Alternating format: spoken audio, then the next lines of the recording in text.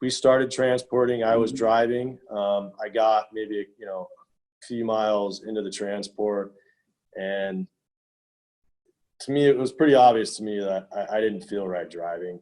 Stay tuned. Coming up in this episode, it's part one of my two-part interview with 3 members of the Mukilteo Fire Department who were overcome by carbon monoxide on an EMS call. But first, let's hear from our amazing sponsor, Midwest Fire. At Midwest Fire, they know better efficiency results in less waste, and it adds value to every truck they deliver. That's why they have worked hard to implement lean manufacturing processes throughout their factory. Lean manufacturing means a lower cost to build, with the savings passed on to you. To learn more, visit MidwestFire.com.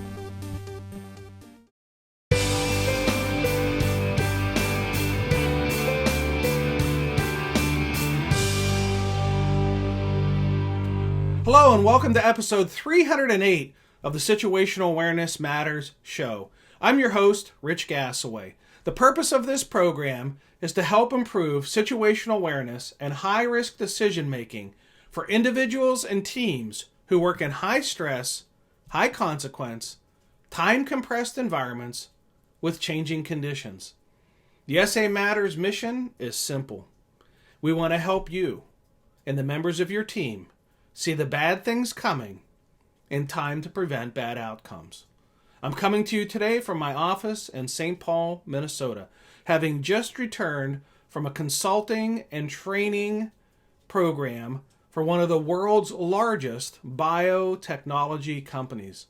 I'm very thankful for this opportunity and for all the opportunities where we're being asked to help improve situational awareness for industrial and manufacturing facilities.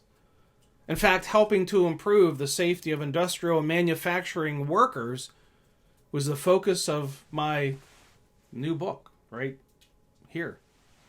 How Smart Workers Use Situational Awareness to Improve Safety. You can get it on my website, SAMatters.com, or on Amazon. If you're in the industrial or manufacturing world, be a good read for you. Today's feature segment is sponsored by the Situational Awareness Matters Online Academy. The Online Academy trains and certifies your members on situational awareness skills for improving high-risk decision-making outcomes. To learn more about this highly acclaimed program, visit SAMatters.com, click on the training section at the top of the homepage, and then the Academy tab. All right, let's jump into today's feature segment, part one of my two-part interview with Battalion Chief Troy Elmore, Firefighter Acting Captain Brian Oullette, and Firefighter EMT Jason Shuck, as they share their powerful story and lessons learned from becoming victims of a carbon monoxide poisoning while operating on the scene of an EMS call.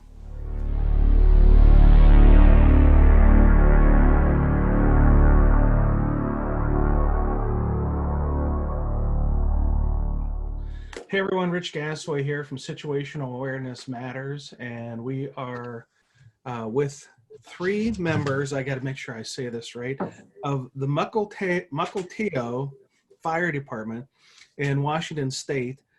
We have Battalion Chief Troy Elmore, Firefighter Acting Captain Brian Oullette, and Firefighter EMT Jason Shuck. And this interview is coming to us by courtesy of the National Firefighter Near-Miss Reporting System, where Troy had reported a near-miss event through the near-miss reporting system. And then they reached out to him and said, hey, would you be interested in doing an interview on the podcast and sharing your story with the listeners and viewers of this show? So thank you guys for coming on and being part of this interview. I really appreciate it. You bet. Let's, well, I guess we should identify who's who. So let's just start with an introduction and a little bit of a background of each of you and how long you've been on and what you do and things like that. And then whoever wants to go first can. Brian Oullette here. over here. I'm a fire medic. Just got my acting captain, signed off as an acting captain. Been with the Mukilteo Fire Department for about 4 years. Was with Clallam County Fire District 3 for another 4.5 years. Been a medic for 10 years. Career firefighter for 8. And I grew up around Mukilteo and got to come back and work where I grew up. Good. Thank you, Brian. Firefighter EMT Jason Shuck. I've been with the Mukilteo Fire Department for almost 2.5 years. Prior to that, volunteer with Snoqualmie Pass Fire and Rescue, a small mountain community about 50 miles east of Seattle. I also live there and work for the ski area as a ski patroller in my spare time. This is probably about my 4th and hopefully final career of life. So happy to be here. Thank you, Jason. Troy Elmore, been 31 years in the fire service, been here in Mukilteo for 26. Recently promoted Battalion Chief. I've been about 6 months into this position, and my job is training health and safety. Okay, good. Let's talk about the department, where the community is located, and the history of the department and size of the department, kind of calls you respond to and things like that, to kind of put a frame for the listeners and viewers. Sure. The city of Mukilteo is about 20 minutes north of Seattle. We're along the Puget Sound waterfront, so that's our western border. Our eastern border is actually the Snohomish County Airport. And then if anybody's familiar with Boeing airplanes, we're right next to where the main manufacturing facility is for Boeing. I think here we got about 27 full-time staff. We don't have any volunteers or part-timers. Run about 2,700 calls a year, somewhere around there. Kind of a bedroom community. There's nothing really, it's densely packed, about 6 miles, 25,000 people. Nothing unusual though. Fire volumes, your expected suburban kind of fire volume. Nothing big going on there. Just a quiet community. Full-time staff. We don't have any volunteers or part-timers.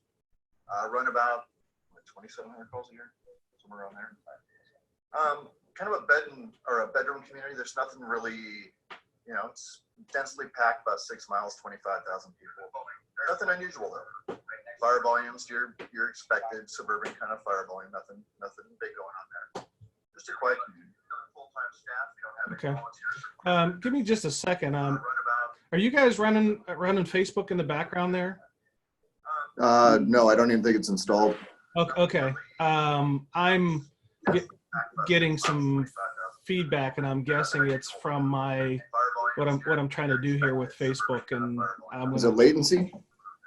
Yeah, I tried to do something called a watch party, running Facebook and it didn't work out. It didn't work out so well. All right. Sound like on the radio? Yeah. I sound just like that on the radio? Yeah. Mm-hmm. All right, so we're good. I canceled the watch party, or I tried to do something I hadn't done before. So that's what I get. That's what I get for trying that. All right, so how many calls you guys respond to a year?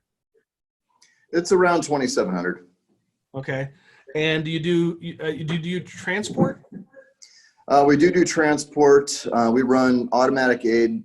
In Snohomish County, we have seamless borders, so the nearest apparatus goes. So we don't spend all of our time in the city itself. Oftentimes, we're up at the city of Everett or South Snohomish County Fire over at the county airport. So it's not all just within the city. Okay. And you might have said it, I might have been dealing with some of my technology issues. What's the population there? The next census, we're expected to be somewhere around 25,000 people in about a 6 square mile area. Okay, good. That's pretty densely populated. All right, so let's talk about the day that the incident occurred. Tell me just a little bit about how that day was, what your on-duty staffing was, what the call volume had been for that day. Because I know the incident happened at 4 a.m, so it's happening near the end of the shift. What was the shift like leading up to that? It seemed like a regular day to us. Yeah, pretty normal. I It mean, was our second day of 48 that we were working.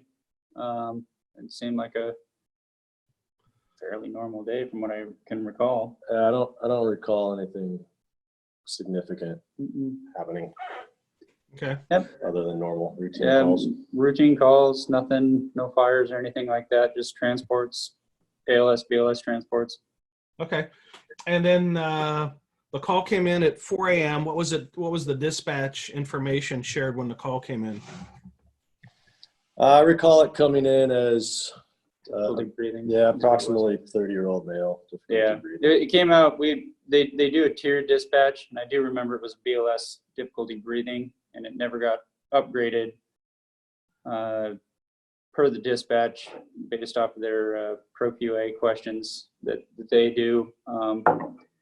We arrived on scene, and we probably about 5 minutes, 10 minutes into it, I think we called for this. Was it 5 minutes that we called for Medic 24 to come up and assist?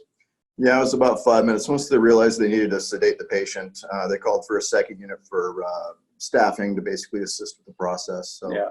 that's how they wanted to put 2 medic units on scene for a basic life support call. Yeah. Then it unfolded from there. So the initial dispatch was 1 unit. Yeah. Yeah. 1 unit, 3 people. It's our medic unit has a captain or an acting captain, a paramedic, and EMT respond. Okay. And is it normal for you to have 3 on a unit, on a med Yeah. unit? Yeah. Yes. Yeah. Okay. We have 2 stations with a minimum staffing of 3 at each, and we cross staff between a medic unit and an engine at each station. Okay. And each station will have a a captain or an actor, a medic, and an EMT. Okay. And the address you're responding to, is it a house or a business? What is it? A medium to large size apartment complex. Okay. Is it the kind of complex that you guys respond to a lot of calls to? You know, I'm not inferring anything, but you can read between the lines. And, We know where it's at. Yeah, definitely know where it's at. Yeah, we've been there a few times. okay. It's probably one of the more popular complexes in town. Okay. And then, so it's a 30-ish year old male with, what was the chief complaint? Breathing problem? Yeah, shortness of breath or difficulty breathing. And was he the caller? No. No, somebody called on his behalf. All right. And when you get there, is the caller there or is the caller gone? Caller's there. Caller's So there. the caller was a significant other. Oh. He had called her to come down because he felt like something was wrong as he was working out. And when she got there, he was conversing with her, saying something wasn't right. He didn't feel right. And then she called 911 because of the difficulty breathing. Okay. And then when we got there, he was not speaking at all. He would open his eyes to us. He would look around. He was very anxious, breathing quickly, a little combative. We'd talk to him, and he'd tense up his whole body. He'd sit up. He wouldn't hold still, basically, and was kind of fighting us, getting a good patient assessment on him and trying to figure out what was going on. Yeah, no, somebody working out getting short of breath doesn't come as a big shock to me as somebody who gets short of breath just about every time I work out. Is this guy in shape or not in shape as far as The story was he was, I believe, an amateur boxer. And he had come down for whatever reason in the middle of the night to work out. He was trying to cut weight.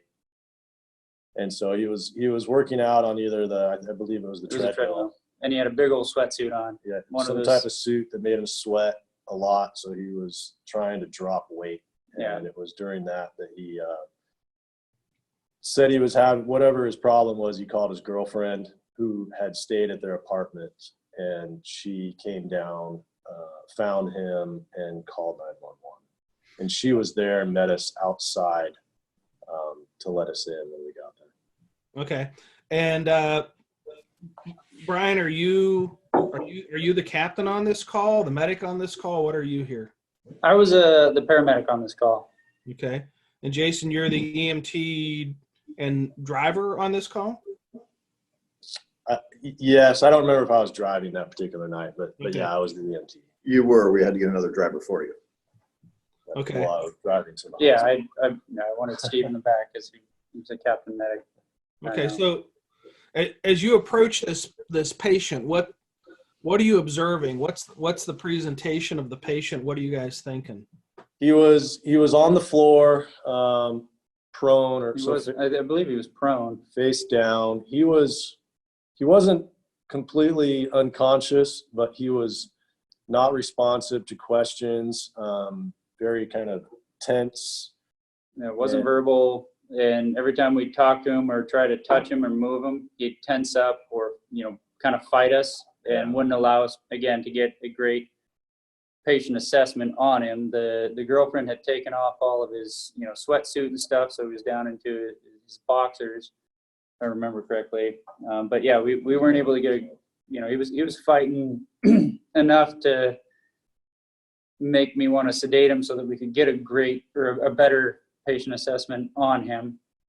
So we was trying to figure out what was going on. Yeah, we had no idea, because the only thing I was kind of running through my mind at the time was sweatsuit, boxer, maybe it's some sort of electrolyte imbalance, that sort of thing, because he's trying to cut weight. Maybe he's cut too much weight.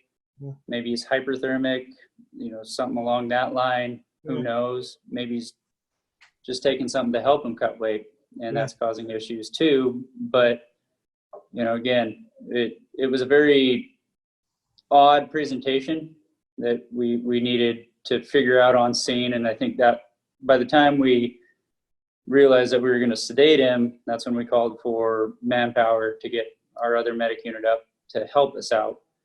So then we sat on scene longer. No, when you say he was tensed, you mean like he physically tensed up, or he was mentally tense, like agitated? I'd say both. Yeah. Both. Yeah. Okay. He would flex his whole body if we tried to touch him or move him, or He was punching the ground. Kind of things. Yeah. And were you concerned for your physical well-being with this person who's not presenting normal, but also has this, this boxer or MMA background? I mean, is there? No, not with Shuck next to me. No. Yeah. No, I mean, he wasn't aggressive towards us. No. It wasn't at all towards us. It was, I think, I got the impression that he was, if anything, really kind of scared. Yeah. And he didn't know what was going on either. Yeah. Could Looking back now. Oh, sorry. Could he speak? No. He was moaning. He was making. I remember he was making weird sounds, but he wasn't really responsive to when we talked to him. They were just kind of nothing coherent. Yeah. Not answering questions. Nope. Okay. So then you called for a second med unit because you were going to sedate him. At that point, we just needed manpower, and I didn't know exactly what route we were going, if this was going to turn into more than just sedating him, if we were going to need to protect his airway for some reason. We just wanted more manpower there for, assistance getting him out, and possibly assistance if he decided to crash on us with another medic on board with us. We respond with just one medic on board usually. So are the police on scene? Negative. No, this just came out as a basic medical call. So it wouldn't be normal for the police to respond to this type of call with you? Nope. Okay. No. And were you guys at all thinking that this might be a drug issue? Crossed my mind.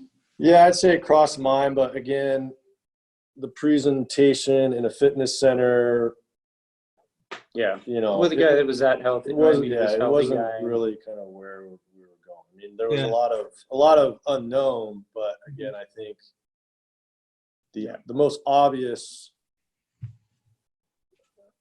kind of path we were going down was like what Brian said, maybe kind of electrolyte or, something related to him working out too much or overworking himself. Yeah. And was it his wife or girlfriend that was the caller was she there then?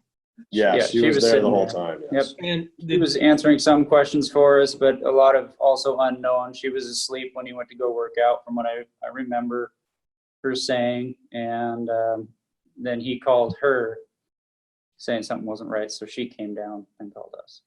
And did she tell you that he had any medical history of anything of consequence for you guys? No, none. Yeah, she said he was relatively healthy and didn't really have much to add to that. And we obviously asked the questions on how he was cutting weight, what he was using, if he was using anything, that sort of thing. And to her knowledge, she didn't know. Mm-hmm. So yeah, we were just, it was a perplexing, presentation for us. And then I do know that, once I got him sedated, I was able to start a line on him and sedate him enough to keep him calm so that we can get a good evaluation on him.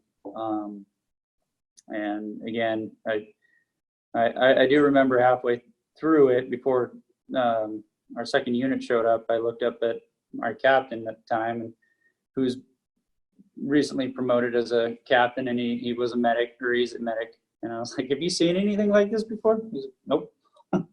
I do remember saying, asking him that. And so we're just all up in the air on what's going on. So we got a 12 lead on it. We did a 12 lead. We were finally able to get vitals. The one, we have capnography. We did 4 lead, 12 lead, blood pressure, SpO2, and our LifePak 15s have the CO capability.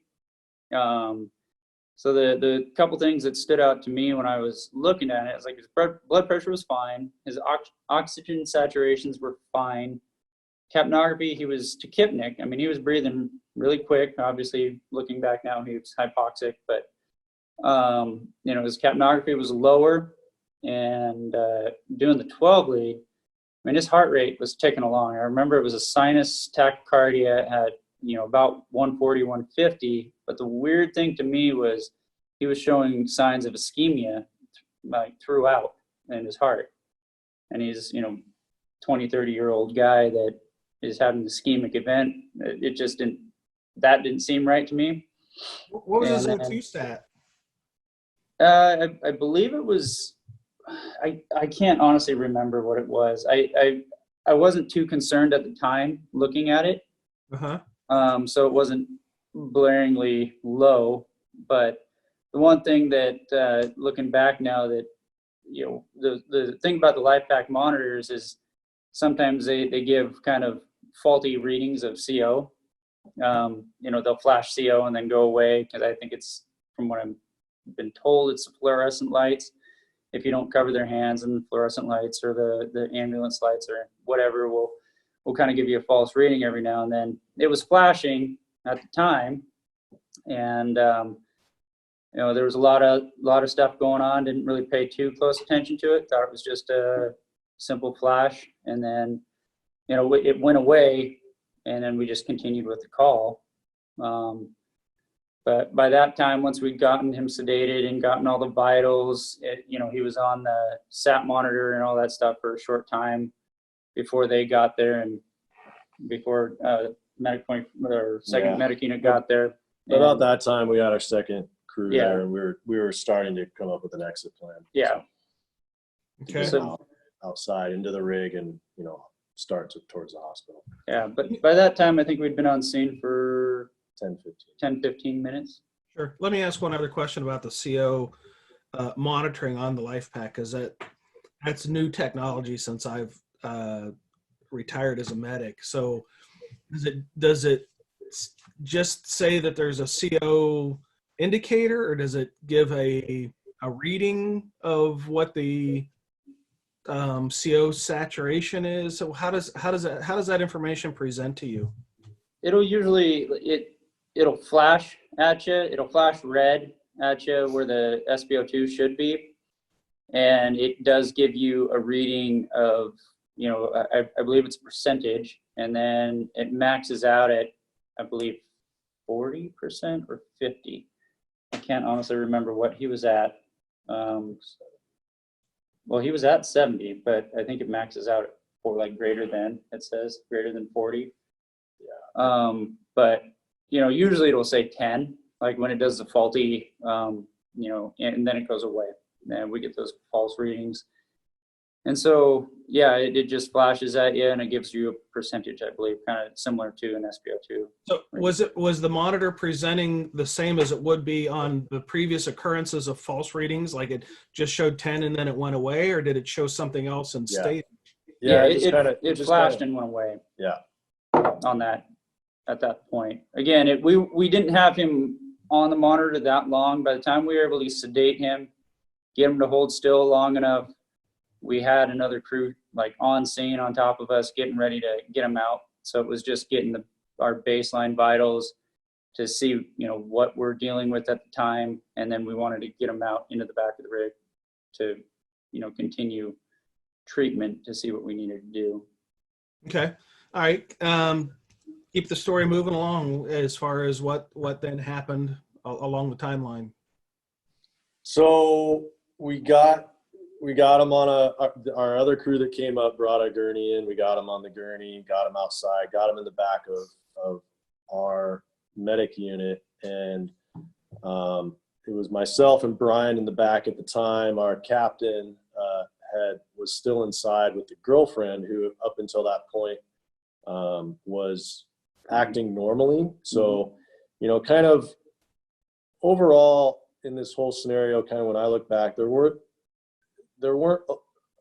a lot to kind of indicate to us that this was possibly a carbon monoxide call. Yeah. Usually you think of, multiple people showing effects, right? Whereas he was the only one when we showed up. She had been inside with him for, some amount of time and was acting normally, right? So after we got him in the back, Brian and I were in the back of the medic unit. Our captain, again, was still inside with her. It was at that point that she, to my understanding, kind of went catatonic. So she started, displaying effects, and it was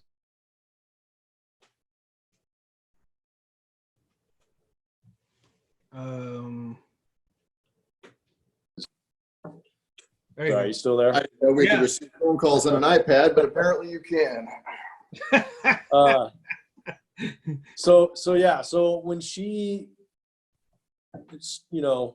started not acting normally, it was really kind of then that we started. The hairs on the back of our neck stood up, and something else is going on here.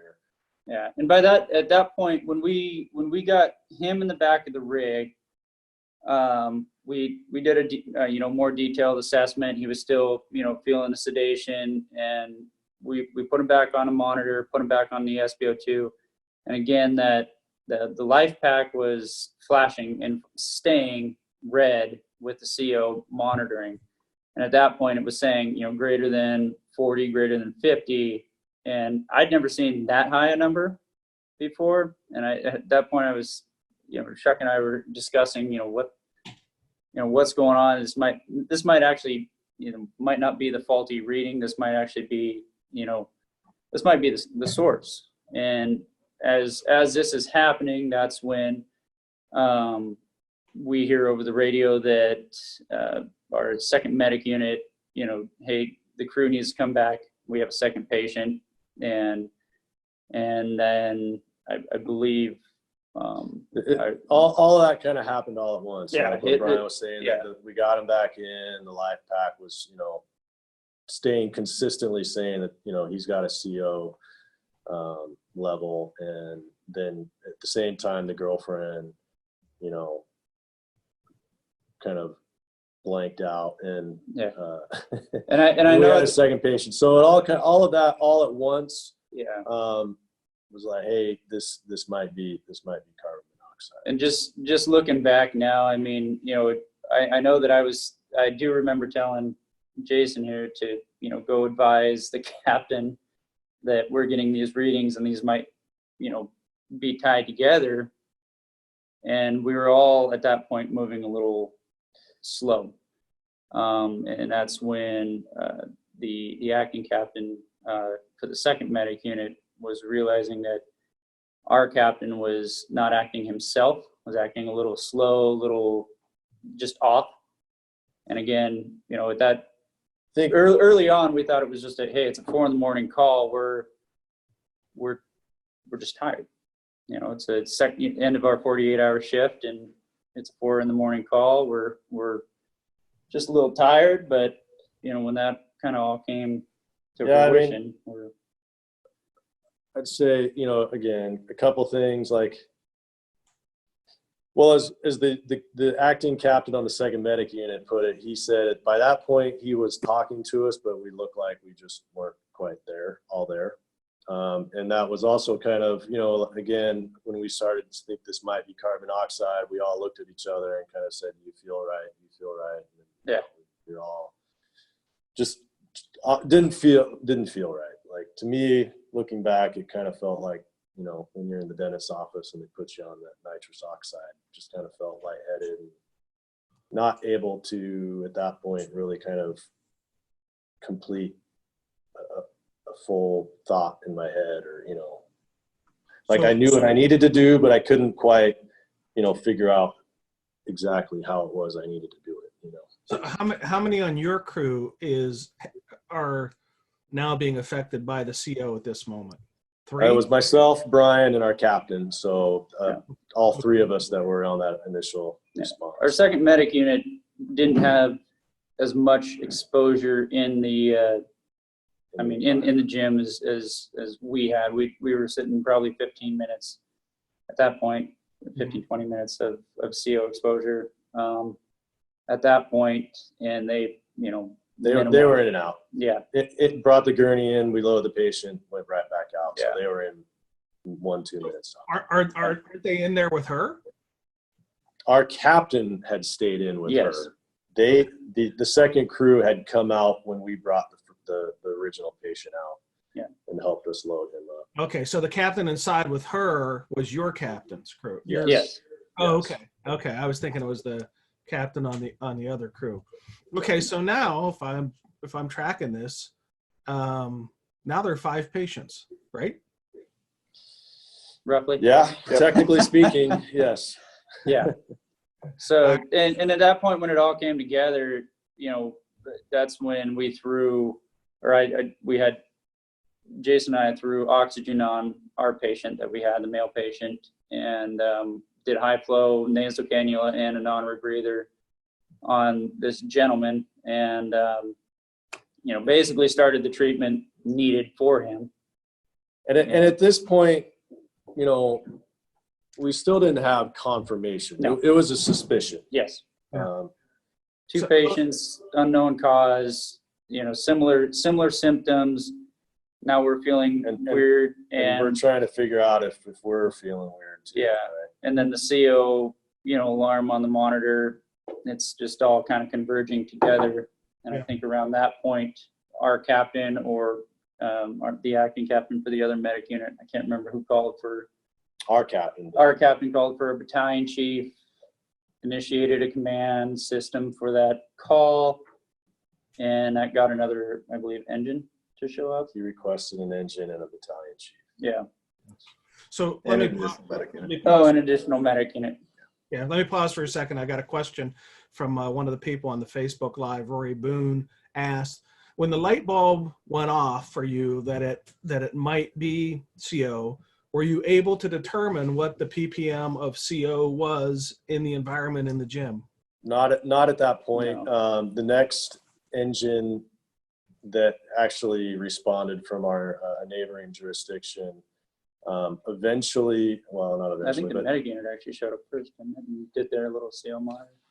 it was the engine that came, and they actually, I don't know why, but they went initially to their apartment where they lived and tried to get readings there, and then didn't find anything there, and then went into the fitness center where the actual incident occurred and did get pretty high readings.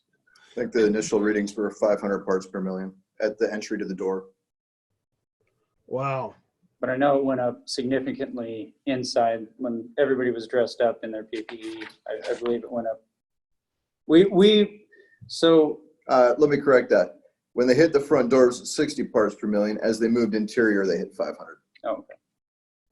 Okay.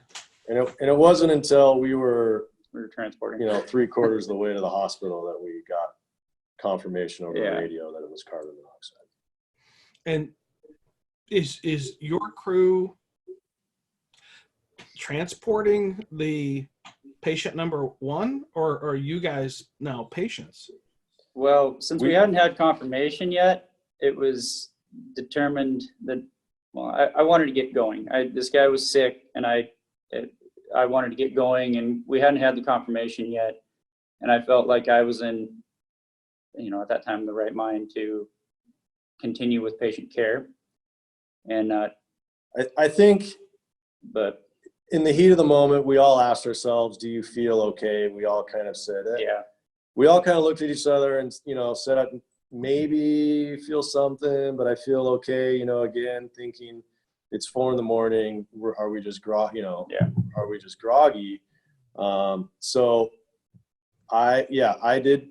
We started transporting. I was driving. I got maybe, a few miles into the transport, and to me, it was pretty obvious to me that I didn't feel right driving.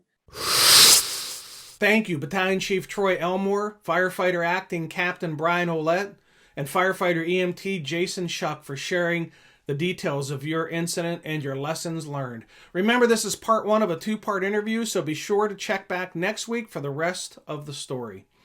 In case you weren't aware, this show was launched back in 2014 with a purpose: to give a platform to those who've had near-miss events to share their stories. When I'm on the road delivering situational awareness classes, attendees share some of the most amazing near-miss stories. Their stories motivated me to launch this show, so their lessons can be shared with a bigger audience. You. The Situational Awareness Matters show, podcasted as SAMatters Radio, and our companion video program, SAMatters TV, on YouTube, along with other videos that we have posted there, have enjoyed over 1 million views, listens, and downloads. I am so honored to provide this free platform for these incredible lessons to be shared. If you like our show, do me a solid favor and subscribe and tell others about the show. For the audio version of the show, you can search for SAMatters Radio on iTunes, Google Play, Stitcher Radio, or iHeartRadio. For the video version of the show, you can search and subscribe to SAMatters TV on YouTube. Since 2007, our instructional team and consultants have helped more than 1,300 organizations and have trained over 86,000 individuals to improve high-risk decision-making, including fire, police, and EMS, industrial workers, military personnel, business, medical, utility, transportation, aviation, energy production, biotechnology, and more. If someone you know works in a high-risk, high-consequence decision-making environment, we're here to help them improve their safety and to help them accomplish the most important goal of all. And that's to go home from work whole and healthy every day to the ones who love them.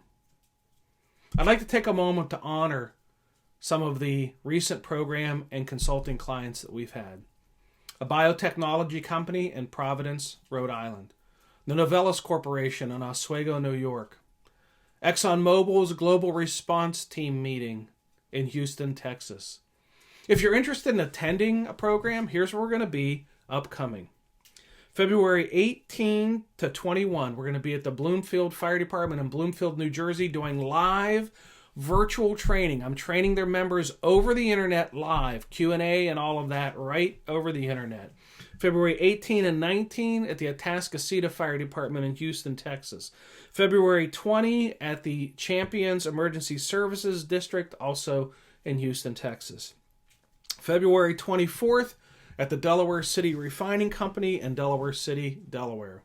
February 26 and 27 at the Firehouse World Conference in Las Vegas, Nevada. March 5 at the Center for Public Safety Excellence Conference in Orlando, Florida. March 10th at the Maryland Fire and Rescue Institute's National Fire Service Staff and Command School in Annapolis, Maryland. March 14th at the Eastern Oregon EMS Conference in Pendleton, Oregon. March 16 and 17 at the Kipsap County Fire Training Officers Conference in Washington. March 23 at the Spring Fire Department in Spring, Texas. March 24th, back to Texas to do another program for ExxonMobil's corporate school on the campus of Texas A&M University in College Station, Texas. And then turning right back around on March 25, back to Spring Fire Department for another program in Spring, Texas. If you want to see all the locations of all the upcoming events, just head over to the SAMatters.com website. Click on the red tab labeled Upcoming Events Schedule. The tab's about halfway down the homepage, so just scroll down till you see that red tab that says Upcoming Events. If you're interested in talking with me about conducting a situational awareness assessment for your company or hosting situational awareness training, then just click on the Contact Us tab on the top of the homepage and I'll give you a call. Remember to check the show notes for how to subscribe to our free newsletter and how to follow us on social media. There we're always sharing ideas about how to improve situational awareness, how to make better decisions under stress, and how to improve the skills of critical thinking and resilient problem solving. Well, that's it. Episode 308 of the Situational Awareness Matters show is complete. Thank you again to my guests, Battalion Chief Troy Elmore, Firefighter Acting Captain Brian Oullette, and Firefighter EMT Jason Shuck. Thank you to our platinum sponsor, Midwest Fire. Thank you to our feature segment sponsor, the Situational Awareness Matters Online Academy. And thank you to our associate sponsor, Chief Miller. And most importantly, thank you, the listeners and viewers of this show, for sharing some of your valuable time with me today. I really appreciate your support of the SAMatters mission. Be safe out there, and may the peace of the Lord and strong situational awareness be with you always. You've been listening to the Situational Awareness Matters radio show with Dr. Richard B. Gassaway. If you are interested in learning more about situational awareness, human factors, and decision-making under stress, visit SAMatters.com. If you are interested in booking Dr. Gassaway for an upcoming event, visit his personal website at richgassaway.com.